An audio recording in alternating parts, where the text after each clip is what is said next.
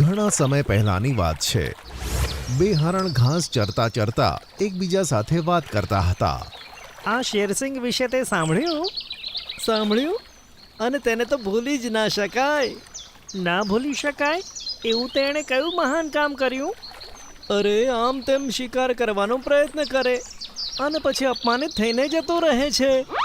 અચ્છા એમ છે. શેરસિંહ સંતાઈને સાંભળતો હતો. આ સાંભળી તેને ઘણો ગુસ્સો આવ્યો. તેણે ત્રાડ પાડી અને બંને પર ત્રાટક્યો. અરે હટો! બંને તેમની જગ્યા પરથી હટી ગયા અને શેરસિંહ ખાડામાં પડ્યો. ઓહ, શેરસિંહ બિચારો ખાડામાં પડી ગયો.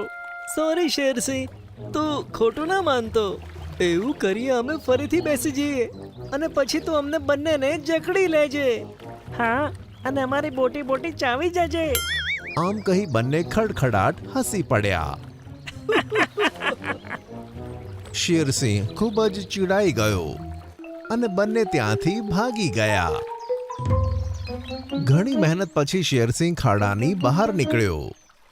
એવામાં દયાળુ ચકલી ટીનું ત્યાં આવી.